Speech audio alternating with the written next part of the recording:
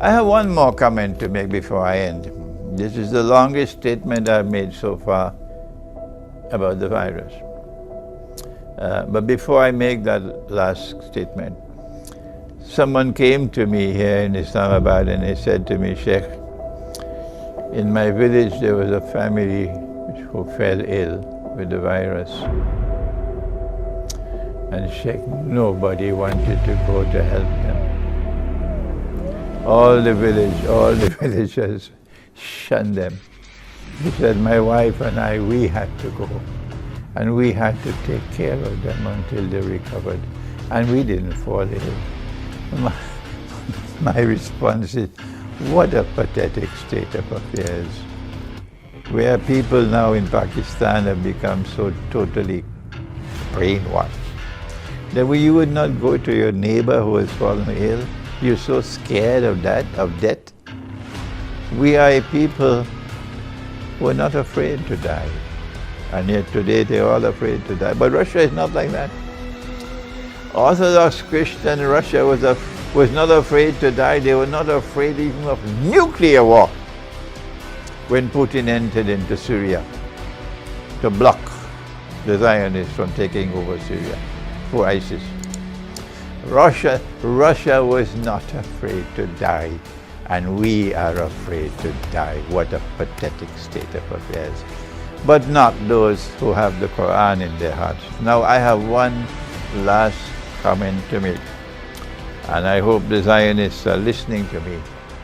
And when you hear this comment, you can take it and put it in your pipe and smoke it.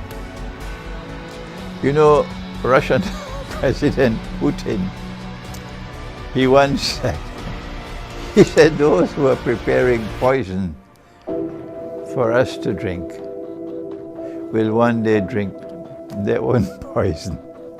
Yes. He says, those who are preparing poison for us to drink will one day drink their own poison. There's much truth in that words. Much truth in those words, because that is what's going to happen with this virus. This virus has come from the Zionist laboratory. And this virus was created to try to facilitate Pax Judaica to replace Pax Americana, so that Israel can become more easily the ruling state in the world without the obstruction of a hostile Arab population within Israel and around Israel. So using the virus as a biological weapon. But don't you know that Allah can also do it? Yes, I have to stop and laugh for a while. Have you forgotten that if you prepare poison for us to drink, that one day you can drink the same poison? Huh? Well, let me tell you what is the fate awaiting you. Our Prophet, Allah's blessings be upon him, described you as Gog and Magog. Yes. Because Gog and Magog are those who bring the Jews back to the Holy Land to reclaim it as their own. 2,000 years after Allah had expelled them and blocked their return. And guess what's the fate of Gog and Magog? Yes, there is one part of the fate in which they'll be checkmated in the north. And that's coming in the big war. Qarnayn, the first Qarn and the second Qarn. But that's not our subject. The Prophet said, alayhi salatu wasalam, that they will come down from the north and pass the Sea of Galilee on their way to Jerusalem.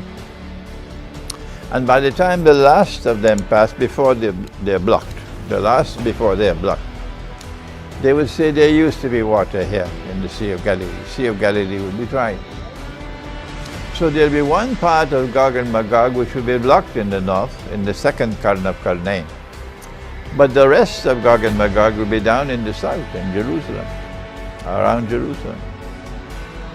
And when Nabi Isa alayhi salam returns, when the true Messiah returns, when Jesus, the son of Mary, returns, and you attack him, and he goes up a mountain in Jerusalem, do you know what's going to happen then?